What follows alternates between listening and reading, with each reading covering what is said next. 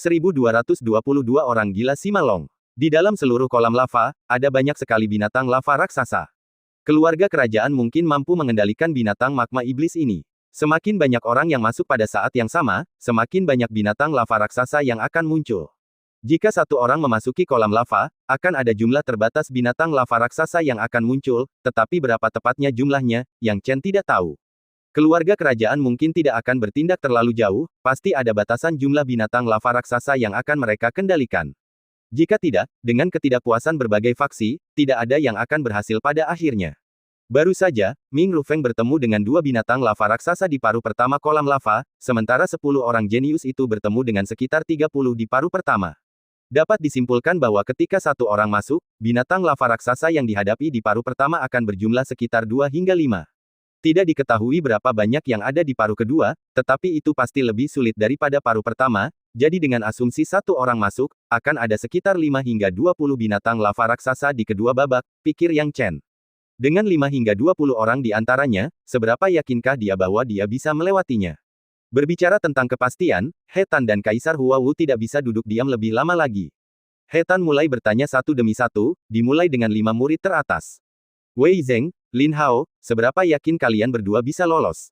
Tanya He Tan. Sekitar 30%, kata Wei Zeng. Kurang dari 20% untukku, kata Lin Hao canggung. Mendengar ini, He Tan menghela nafas pelan, Su Yao, bagaimana denganmu? Jika aku mengerahkan segenap tenagaku, seharusnya sekitar 80%. Kata Su Yao, tatapannya tegas. Kaisar Hua Wu menatap Yang Chen dengan rasa ingin tahu, Yang Chen, seberapa yakinkah kamu? Junior ini sekitar 90% percaya diri. Yang Chen berkata dengan hormat.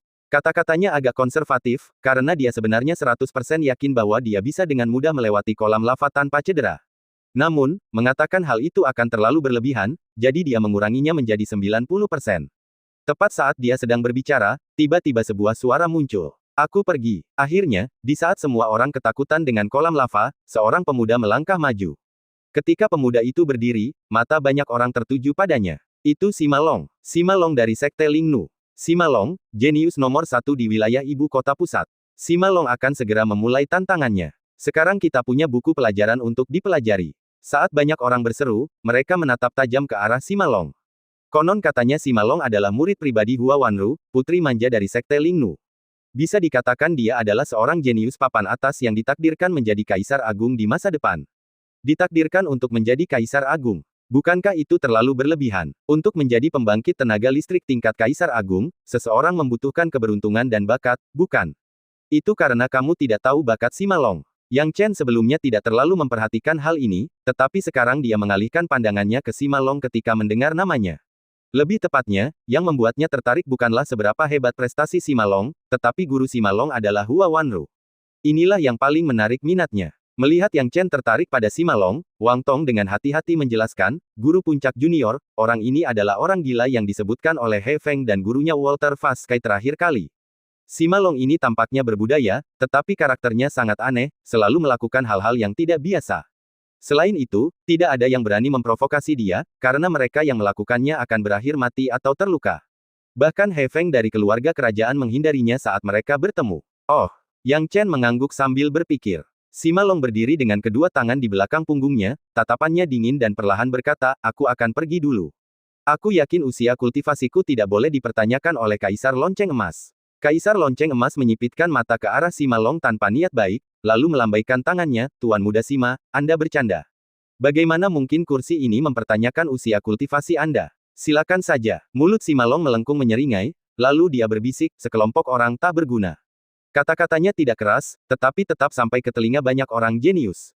Para jenius ini bisa merasakan sensasi terbakar di wajah mereka, tetapi mereka tidak dapat membantah kata-kata Simalong karena dia memiliki kualifikasi untuk mengatakannya. Simalong tidak membuang waktu dan melangkah maju. Sosoknya kemudian melayang di atas seluruh kolam lava, dan segera setelah itu, sepasang sayap kayu muncul di punggungnya. Sayap-sayap ini tampak sangat kasar, tetapi ketika mengepak, sayapnya secepat kilat, membawa Simalong ke bagian pertama kolam lava dalam sekejap mata. Mengaum, 3 binatang lava raksasa tiba-tiba muncul dari kolam lava. Ketiga binatang lava raksasa itu memuntahkan magma dalam jumlah besar saat mereka lahir, menyerbu ke arah Simalong. Mulut Simalong menyunggingkan senyum aneh, dan dengan lambaian telapak tangannya, tetesan air hujan berwarna ungu muncul dari udara tipis, jatuh di atas magma. Dalam sekejap, magma itu lenyap. Melihat hal ini, ketiga binatang lava raksasa itu sangat terkejut, tetapi cara mereka tampaknya sia-sia. Mereka membuka mulut besar mereka, siap menelan Simalong. Simalong mengepakkan sayapnya, dengan cepat melewati tiga binatang lava raksasa dan memasuki babak kedua. Simalong telah mencapai babak kedua. Dia sudah melewati babak pertama, mengapa itu tampak begitu mudah baginya? Banyak orang tidak percaya, tetapi itu benar. Simalong memasuki babak kedua dengan mudah. Kaisar Lonceng Emas menyipitkan matanya dan melihat hal ini, kilatan cahaya tajam melintas di matanya. Pada saat inilah magma di babak kedua melonjak bagaikan gelombang pasang dan terdengar suara gemuruh, tiba-tiba menampakkan 4 atau 5 binatang lava raksasa pada saat yang bersamaan. Itu belum semuanya, ada 2 lagi binatang lava raksasa yang menghalangi jalan ke sisi lain. Jika dihitung, totalnya ada 7 binatang lava raksasa. 7 binatang lava raksasa ini tampak seperti benteng yang tidak dapat ditembus. Siapapun pasti sudah menyerah dalam keputusasaan. Akan tetapi, raut wajah Simalong tidak berubah sedikit pun, dia hanya menjepit jari-jarinya, dan tiba-tiba hujan turun entah dari mana. Namun, air hujan ini hanya dapat melarutkan magma tetapi tidak dapat menghadapi binatang lava raksasa. Saat binatang buas itu bergegas ke arahnya untuk mencabik-cabiknya, tidak seorang pun menyangka bahwa air hujan itu tiba-tiba berubah menjadi kepingan salju. Dalam sekejap, seluruh area di atas magma berubah menjadi badai salju. Lapisan tebal kepingan salju ini langsung memadatkan udara, membentuk penghalang besar yang mustahil ditembus oleh binatang lava raksasa. Simalong menerobos secara langsung, hanya meninggalkan 2 lava giant beast yang menghalangi jalannya. Melihat 2 binatang lava raksasa terakhir, wajah Simalong penuh dengan penghinaan. Dengan lambaian tangannya, sejumlah besar kepingan salju muncul dari udara tipis, dan pemandangan yang mengejutkan terjadi. Kepingan salju ini benar-benar membekukan 2 binatang lava raksasa menjadi balok es. Kemudian, dengan sekejap, Simalong melewati 2 binatang lava raksasa menggunakan teknik teleportasi instan. Bab 1223 Terobosan Bersatu. Setelah mencapai alam bela diri surgawi setengah langkah, seseorang dapat mencoba menggunakan metode gerakan seketika, namun, ada perbedaan besar antara menggunakannya di alam bela diri surgawi dan menggunakannya di alam bela diri surgawi setengah langkah. Dengan segera bergerak, Simalong muncul di tepi seberang. Hal ini membuat semua orang sangat terkejut, meskipun Simalong adalah orang yang mencoba tantangan tersebut, mereka tetap sulit mempercayai bahwa ini semua nyata.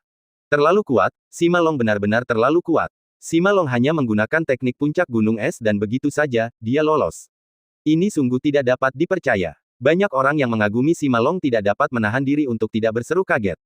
Pada saat ini, orang-orang dari Ling Nuzong akhirnya tersenyum puas. Bagaimanapun, keberhasilan Simalong tidak hanya mewakili wajah sekte mereka, tetapi juga menandai Ling Nuzong sebagai kekuatan pertama yang melewati tantangan magma pool. Melihat ini, wajah Kaisar Jinluo tampak murung, tetapi dia segera pulih agar tidak membiarkan orang lain menyadari ada yang salah. Demi merebut hati Ling Nuzong, pasukan lain pun buru-buru memberi ucapan selamat kepada Ling Nuzong. Ling Nuzong memang sangat kuat, selamat Ling Nuzong. Rasa bangga tampak di wajah semua orang dari Ling Nuzong. Yang Chen menatap Ling Nuzong dan mengamati sekelilingnya, tetapi tidak menemukan Hua Wanru. Jelas bahwa dia tidak datang bersama kelompok itu. Tangannya mengepal, dan setelah bertahun-tahun, dia terkadang benar-benar ingin melihat seperti apa Hua Wanru sekarang. Dikenal sebagai putri surga yang bangga dan Kaisar Ling Efe, Yang Chen sangat ingin tahu. Pada saat ini, keberhasilan Simalong tidak diragukan lagi menjadi preseden bagi semua orang, bertindak sebagai contoh nyata. Hal ini pada gilirannya meningkatkan kepercayaan diri banyak pesaing berikutnya. Sekarang giliranku, seorang seniman bela diri muda dari Sekte Gunung Zen berdiri. Itu murid Kaisar Pingshan, Pingshan kecil, Luo Ziping. Luo Ziping menduduki peringkat ketiga di Sekte Gunung Zen, kekuatannya luar biasa. Di usia muda, ia telah mencapai alam bela diri surgawi setengah langkah. Dengan contoh Simalong tadi, seharusnya mudah baginya untuk melewatinya. Yang Chen menatap Luo Ziping, yang memang tampak masih sangat muda. Namun, wajahnya memancarkan kesombongan dan rasa percaya diri. Jelas bahwa setelah contoh Simalong, dia sangat yakin bisa melewati tantangan magma pool. Namun, apakah benar semudah itu untuk melewatinya? Yang Chen menggelengkan kepalanya, tidak seperti yang lain, dia tidak memiliki harapan besar pada Luo Ziping. Pada saat ini, Luo Ziping tiba-tiba menyerbu ke depan, mencapai akhir babak pertama dalam sekejap. Ketika dia tiba, 2 binatang lava raksasa muncul. Ketika kedua binatang iblis magma ini muncul dari magma, mereka membuka mulut besar mereka dan memuntahkan magma dalam jumlah besar. Luo Ziping menggunakan tekniknya sendiri dan mengeluarkan harta karun, yang menciptakan penghalang tanah seukuran telur untuk melindungi dirinya. Mengabaikan magma, ia menerobos babak pertama dan memasuki babak kedua. Haha, ternyata tidak sesulit itu. Kepercayaan diri Luo Ziping meningkat pesat. Ia berpikir bahwa satu-satunya alasan mengapa Sima Long meninggal adalah karena Sima Long lebih pintar. Sekarang setelah dia menemukan triknya, dia bisa lolos juga. Akan tetapi, begitu memasuki babak kedua, yang dihadapinya bukan hanya dua binatang iblis magma, melainkan satu demi satu, totalnya ada 5. Jumlahnya tidak sebanyak yang dihadapi Sima Long, tetapi apakah Luo Ziping mampu mengatasinya atau tidak masih belum pasti. Hancurkan! Luo Ziping melayangkan pukulan, dan dengan suara gemuruh, seorang manusia batu raksasa muncul. Ia menyerang dengan pukulannya sendiri, mencoba untuk mengusir binatang iblis magma yang mengepung. Namun, binatang iblis magma ini dengan mudah menghancurkan manusia batu itu hanya dengan membuka mulut besar mereka. Segera setelah itu, seekor binatang iblis magma melompat keluar dari magma dan menghantam penghalang bumi Luo Ziping dengan kuat. Penghalang berbentuk telur itu tidak hancur, yang membuat Luo Ziping tertawa terbahak-bahak, menghancurkan penghalangku tidak akan semudah itu.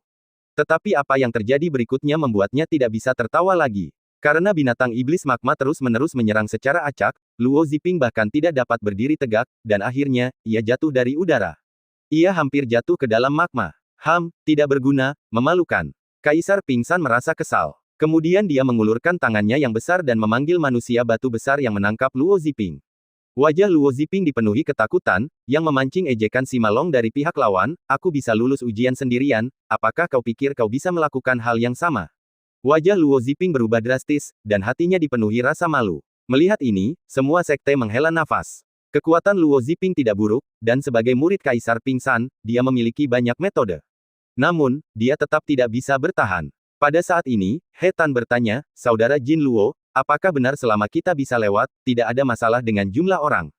Tentu saja, jawab Jin Luo. Wei Zeng, Lin Hao, Su Yao, kalian bertiga pergi bersama. Demi keselamatan, saling membantulah. Meskipun akan ada lebih banyak binatang iblis magma yang harus dihadapi, dengan bantuan kalian, peluang keberhasilan akan lebih tinggi, kata He Tan. Su Yao dan yang lainnya tidak keberatan. Mereka telah bekerja sama selama bertahun-tahun dan menyetujui usulan tersebut. Ya, pemimpin sekte. Setelah percakapan itu, mereka bertiga berdiri bersama dan bersiap menghadapi magma pool.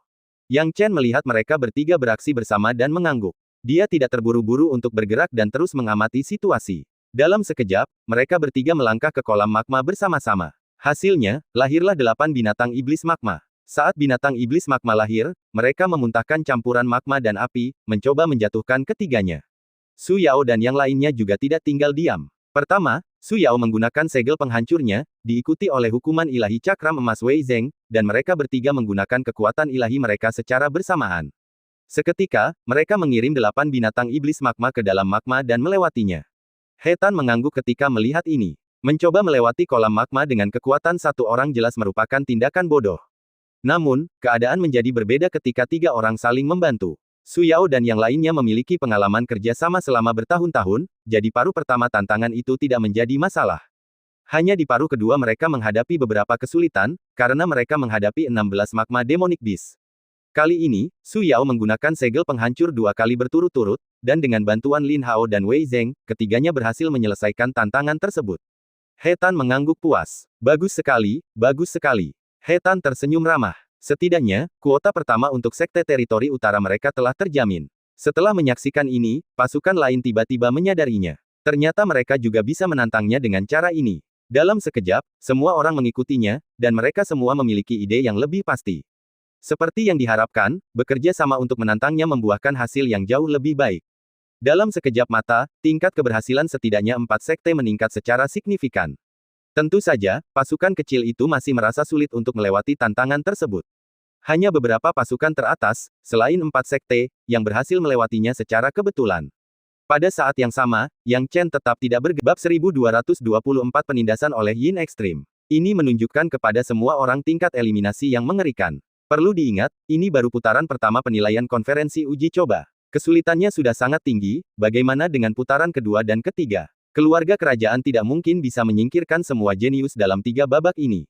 Melakukan hal itu hanya akan mendatangkan masalah bagi mereka sendiri. Namun, melewati babak-babak itu dengan mudah juga bukan tugas yang mudah. Dengan cara ini, lebih dari setengah jam telah berlalu. Terhitung, sekitar 12 pasukan telah berhasil melewati putaran penilaian pertama ini dan mencapai pantai seberang. Yang Chen tetap tenang dan kalem, tidak berniat untuk bergerak sedikit pun. Hal ini membuat Kaisar Besar Hua Wu bertanya, Yang Chen, mengapa kamu tidak bergerak? Bukankah Su Yao dan yang lainnya sudah berhasil? Yang Chen bertanya dengan bingung. Dia tidak berniat untuk bertindak, karena Su Yao dan yang lainnya sudah lewat. Karena itu, dia tidak perlu lagi bertindak. Oleh karena itu, dia secara alami memilih untuk menahan diri. Bagaimanapun, tidak menunjukkan kekuatannya terlalu dini adalah prinsipnya. Namun, hal ini membuat Kaisar Besar Hua Wu cemas, yang berkata dengan sedih, Yang Chen, kamu tidak bisa melakukan ini. Kamu harus lulus ujian. Jika tidak, kontribusimu terhadap penilaian ini akan menjadi nol, dan bagaimana aku bisa memperjuangkan salah satu dari 3 tempat di menara ujian untukmu? Setidaknya jika kamu berpura-pura mencoba sekarang, aku akan punya alasan untuk membelamu. Mendengar ini, Yang Chen merasa geli sekaligus tersentuh oleh kata-kata Kaisar. Dia harus mengakui bahwa, dalam satu sisi, rencana keluarga kerajaan telah berhasil, karena Kaisar Besar Hua Wu kini tengah berusaha mendapatkan beberapa keuntungan untuknya. Bagaimana dengan Kaisar He Tan? Memikirkannya, Yang Chen tidak yakin apakah harus senang atau khawatir. Namun, karena keadaan sudah seperti ini, dia harus mengikuti saran Kaisar Besar Hua Wu dan mengangguk, baiklah, aku akan mencobanya.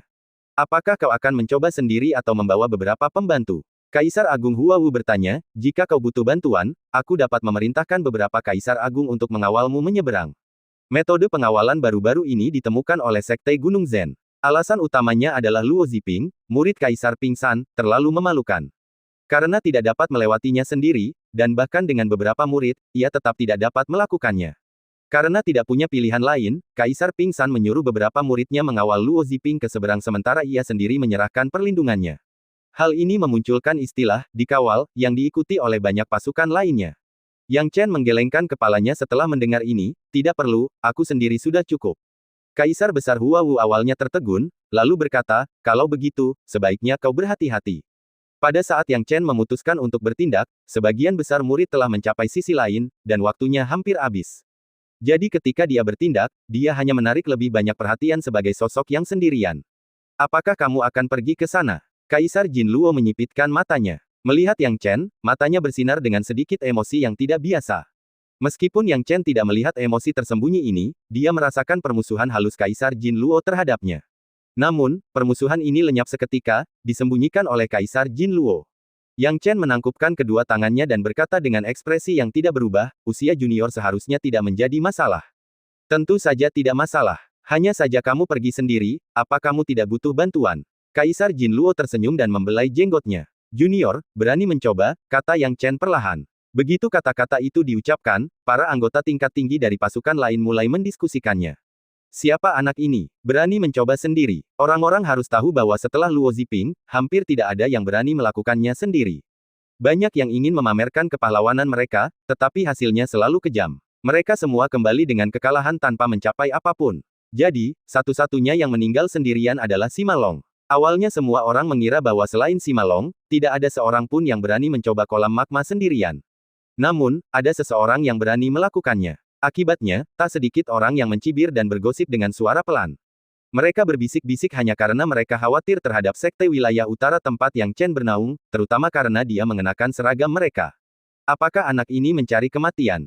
Bepergian sendirian, benar-benar mengira dirinya Sima Long. Menurut saya, dia tidak melihat posisinya sendiri dengan jelas. Mengapa selalu ada orang yang memiliki delusi seperti itu? Sima Long berdiri di sisi lain, menatap Yang Chen yang tidak jauh dari sana sambil mencibir, dan bergumam, pencari perhatian.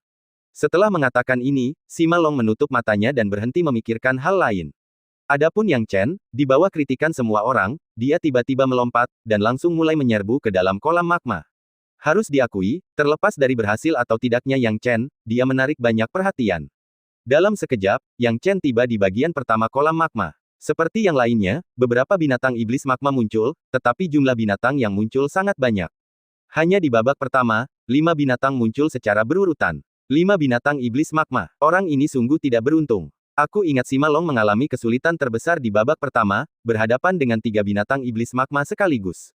Tapi anak ini malah berhadapan dengan 5. Biasanya, di babak pertama, jumlah binatang iblis magma yang muncul tidak terlalu banyak.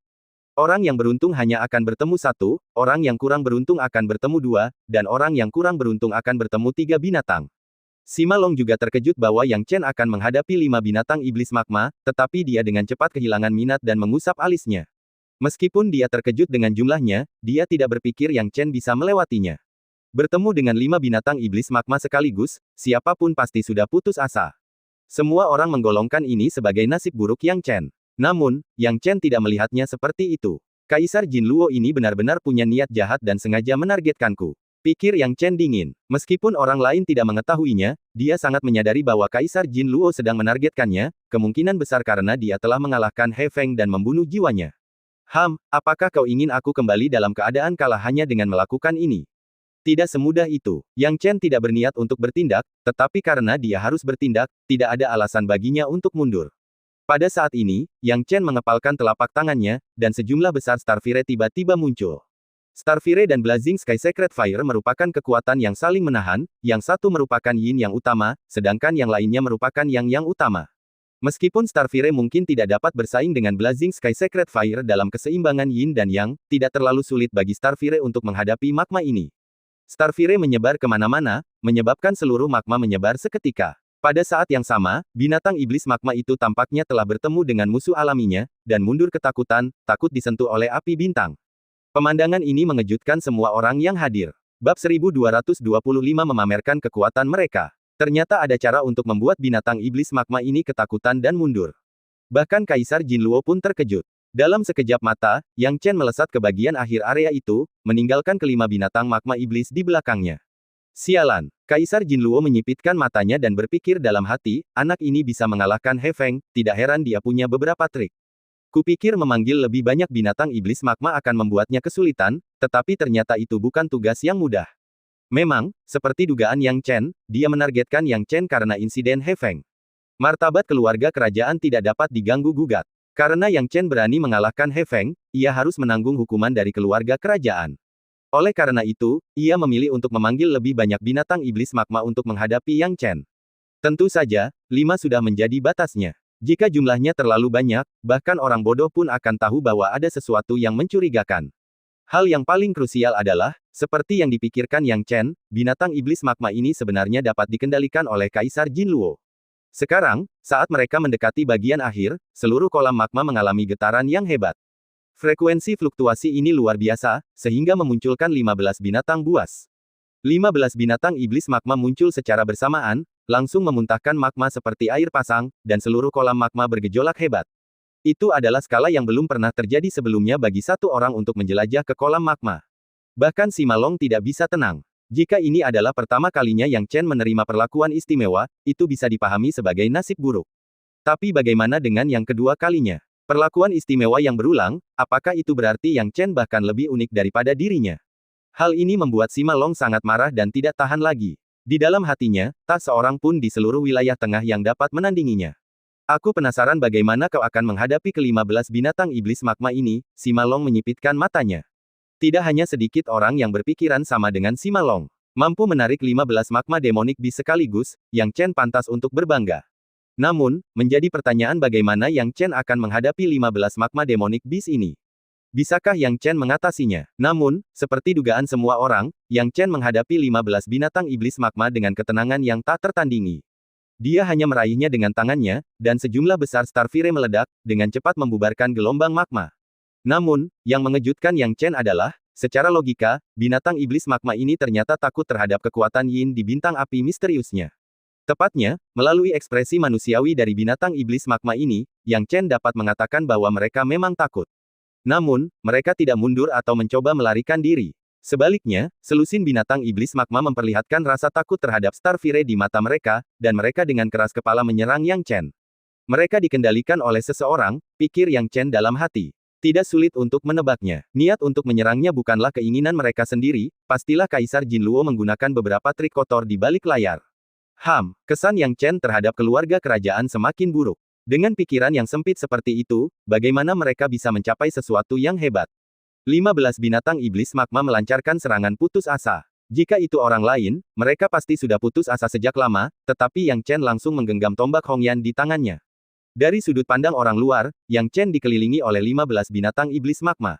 Namun, tepat saat mereka mengelilinginya, boom! Meriam pemecah gunung. Tiba-tiba terdengar suara keras, diikuti teriakan keras dari seekor magma demonic beast, mirip dengan teriakan manusia. Tubuhnya kemudian berubah menjadi gumpalan darah dan tiba-tiba runtuh, berhamburan kemana-mana. Ia benar-benar mati. Setelah kematian binatang iblis magma, Yang Chen berkedip dan dengan cepat melancarkan teknik gerakan petir, langsung berubah menjadi cahaya petir dan tiba di sisi lain. Yang Chen berhasil mendarat di tanah, dan mereka yang tadinya meragukannya semuanya menutup mulut. Bagaimana mungkin mereka masih meragukan Yang Chen? Dia tidak hanya menyeberangi kolam magma, tetapi dia juga membunuh binatang iblis magma saat dikepung oleh 15 dari mereka. Yang Chen menghadapi lebih banyak binatang iblis magma daripada Sima Long, tetapi kecepatannya bahkan lebih cepat dari Sima Long. Yang terpenting, dia membunuh binatang iblis magma. Sima Long tidak akan mampu melakukan itu, kan? Binatang magma iblis ini telah mencapai alam bela diri surgawi setengah langkah, dan mereka berada di wilayah yang paling cocok untuk mereka, kolam magma. Kekuatan tempur mereka beberapa kali lebih besar dari biasanya, sehingga hampir mustahil bagi mereka untuk dibunuh. Sungguh luar biasa. Tunggu, namanya Yang Chen. Dia juga menggunakan tombak. Kenapa namanya terdengar begitu familiar bagiku? Aku juga mengenalnya. Ada juga Yang Chen di 36 wilayah timur sebelumnya. Mendengar orang-orang berdiskusi, banyak yang merasa bahwa Yang Chen bahkan lebih baik dari mereka, yang tidak dapat diterima oleh Sima Long. Dia mengepalkan tinjunya dan memfokuskan pandangannya pada Yang Chen. Yang Chen menyadari tatapan mata yang begitu menyeramkan. Yang Chen menoleh, melirik Sima Long dengan pandangan serupa, namun hanya melihat sekali sebelum berhenti melihat. Ekspresi Sima Long dingin, seperti ular berbisa, menatap Yang Chen dengan saksama. Dia benar-benar seperti orang gila yang diisukan, tidak pernah membiarkan siapapun melampauinya dalam hal apapun. Yang Chen mencuri perhatian Sima Long saat ini membuat seluruh sekte wilayah utara bersorak dan tertawa terbahak-bahak.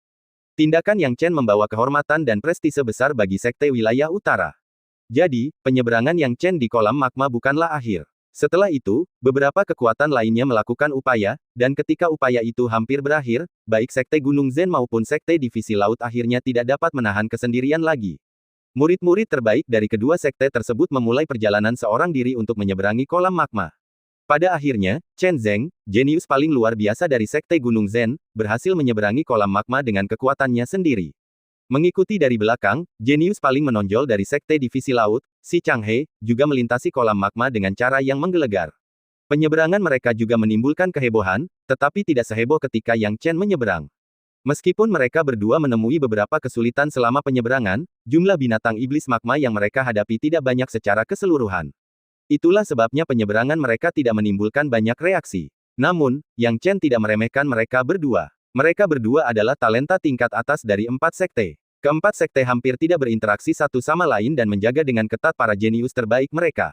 Siapa yang akan memiliki pemahaman mendalam tentang bakat masing-masing? Ini juga merupakan salah satu alasan mengapa keluarga kerajaan memprovokasi mereka di masa lalu. Selain Sima Long, orang yang paling diperhatikan oleh Yang Chen adalah Si Changhe, sang jenius yang berasal dari sekte divisi laut. Bab 1226 Penilaian Hutan Bambu. Baru saja, selama tantangan kolam lava, Chen Zeng dari sekte penindasan gunung berhasil lulus juga. Namun, kemajuannya tidak sebanding dengan jenius Si Changhe. Tepatnya, kemenangan Chen Zeng terutama karena latar belakangnya yang baik dan dukungan dari seniman bela diri seniornya, yang memungkinkannya untuk berhasil menaklukkan lava pool. Jika situasinya sedikit berbeda, dia tidak akan berhasil. Namun kekuatan Si Changhe berbeda, kekuatan itu asli dan kuat. Ketika ia melewati kolam lava, ia menggunakan gelembung sebagai teknik, yang secara mengejutkan menyegel binatang iblis magma di tempatnya. Metode ini mengejutkan Yang Chen. Si Changhe hanya melewati kolam lava tanpa tersentuh oleh binatang iblis magma. Dengan cara ini, masing-masing jenius paling menonjol di 4 puncak berhasil mengatasi tantangan kolam lava sendiri-sendiri, sambil menjaga harga diri sekte mereka masing-masing saat menghadapi kekuatan lain. Kaisar Huawu adalah yang paling bangga karena Yang Chen berada di bawah komandonya. Selain itu, karena Yang Chen juga berhasil melewati kolam lava sendirian, ia mewakili kejeniusan paling luar biasa dari sekte wilayah utara. Akibatnya, ia akan mendapatkan lebih banyak keuntungan saat mengalokasikan sumber daya di menara uji coba.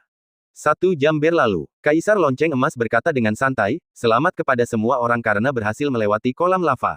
Selanjutnya, pasukan yang lolos harus tetap tinggal dan memasuki tahap kedua. Mereka yang tidak lolos dapat pergi sekarang.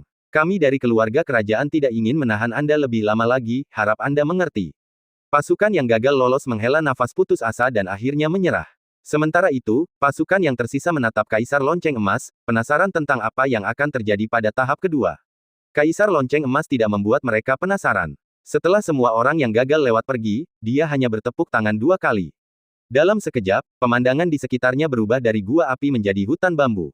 Kecepatan perubahan itu membuat mulut semua orang ternganga karena takjub. Apa? Bagaimana ini bisa terjadi? Bahkan Yang Chen pun merasa takjub. Ia tahu bahwa gua api dapat dipahami sebagai produk dari sebuah larangan, tetapi binatang iblis magma itu nyata dan tidak dapat diciptakan oleh larangan tersebut, hanya dapat dikendalikan. Dengan kata lain, jika bukan karena binatang iblis magma, Yang Chen dapat menerima perubahan pemandangan Kaisar Lonceng Emas dengan tepukan tangannya. Namun, mengingat mereka masih berada di tempat kejadian, dan begitu banyak orang yang hadir, kekuatan larangan itu luar biasa. Sepertinya selalu ada orang yang lebih baik.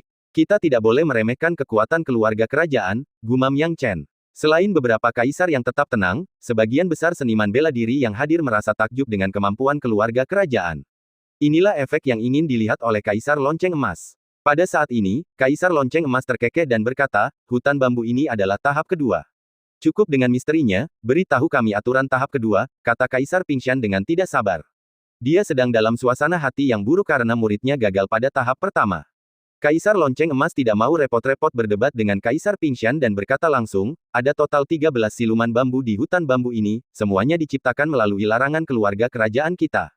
Siapapun yang dapat mengalahkan ke-13 siluman bambu ini akan dianggap berhasil dalam tahap ini. Sesederhana itu, tanya Kaisar Pingshan. Hehe, jika menurutmu sesederhana itu, Saudara Pingshan, biar ku ingatkan, Kaisar Lonceng Emas menanggapi dengan malas. Pertama, hanya satu orang yang bisa memasuki hutan bambu dalam satu waktu. Kedua, setan bambu ini disalin dari larangan di dalam menara pelatihan kekaisaran kita. Apa? Disalin dari menara pelatihan kekaisaran. Jadi, tingkat kesulitan hutan bambu ini setara dengan salah satu lantai di menara pelatihan keluarga kerajaanmu. Kaisar Pingshan tidak bodoh dan bertanya langsung. Kaisar Lonceng Emas tersenyum tipis dan berkata, benar sekali. Seperti yang diketahui semua orang, menara pelatihan keluarga kerajaan kita didasarkan pada pohon kuno penciptaan yang asli. Mengingat pasokan yang diberikan oleh pohon kuno penciptaan, tingkat kesulitan seluruh menara jauh lebih tinggi daripada menara pelatihan biasa. Ke-13 setan bambu ini sesuai dengan lantai ke-13 menara pelatihan keluarga kerajaan kita. Lantai 13 menara pelatihan keluarga kerajaan, wajah Kaisar Pingshan tiba-tiba memucat. Melihat reaksi Kaisar Pingshan, Yang Chen bertanya dengan rasa ingin tahu, apakah lantai 13 sangat tinggi? Pertanyaan ini membuat banyak murid dari puncak Evergreen mengernyitkan sudut mulut mereka. Hanya Yang Chen yang bisa mengajukan pertanyaan seperti itu, karena, bagi murid biasa, lantai 13 sudah merupakan pencapaian yang signifikan. Yang Chen mempertimbangkan lebih dari itu, tidaklah mudah bagi sesuatu untuk membuat tokoh setingkat kaisar seperti Kaisar Pingshan mengubah ekspresinya. Wang Tong dari samping merasa sedikit malu dan berkata, Yang Chen, mungkin kamu tidak tahu, tetapi lantai 13 menara pelatihan keluarga kerajaan setara dengan lantai 15 atau bahkan 16 menara pelatihan biasa. Tidak mudah bagi praktisi alam bela diri bumi untuk melewati level tersebut. Melihat reaksi pasukan ini, Kaisar Lonceng Emas merasa sangat puas. Semuanya berjalan sesuai rencana keluarga kerajaan. Su Yao, Wei Zeng, Lin Hao, apa saja prestasi kalian selama berlatih di menara percobaan biasa? Tanya He Tan. Lin Hao dengan enggan berkata, lantai 14 untukku. Lantai 14 juga untukku. Kata Wei Zeng. Su Yao ragu sejenak sebelum mengungkapkan, aku berhasil mencapai lantai 16. Kaisar Huawu kemudian menatap Yang Chen dan bertanya, bagaimana denganmu, Yang Chen? Yang Chen mengingat pengalaman sebelumnya di menara percobaan dan berkata dengan jujur, saya mencapai lantai 17. Hasil ini dicapai beberapa waktu lalu, dan dia belum mencoba menara percobaan sejak saat itu. Dia tidak tahu berapa banyak lantai yang bisa dia lewati sekarang. Mendengar lantai ke-17, He Tan dan Kaisar Huawu menghela nafas lega, tetapi mereka berdua masih memasang ekspresi serius. Sambil meletakkan kedua tangannya di belakang punggungnya, Kaisar Lonceng Emas bertanya dengan malas, jadi, siapa yang ingin menjadi orang pertama yang mencoba tahap ini? Aku pergi dulu. Sima Long berkata dengan dingin, sambil langsung menuju hutan bambu tanpa penjelasan lebih lanjut. Melihat Sima Long melangkah maju, orang-orang mulai berbisik dan berdiskusi, ingin belajar dari pengalamannya dalam tantangan tersebut. Namun, begitu Sima Long memasuki hutan bambu, mereka menyadari bahwa mereka tidak dapat melihat apapun. Akibatnya, upaya mereka untuk belajar dari pengalaman Sima Long menjadi sia-sia. Waktu berlalu perlahan. Setelah minum secangkir teh, Sima Long muncul dari hutan bambu. Dilihat dari penampilannya, dia tampak tenang dan kalem, menandakan keberhasilannya. Meskipun Kaisar Lonceng Emas tampak agak tidak senang, dia tetap mengumumkan, Sima Long telah berhasil lulus. Para anggota tingkat tinggi Sekte Lingnu menepuk dagu mereka dengan tanda setuju dan memuji pencapaian tersebut.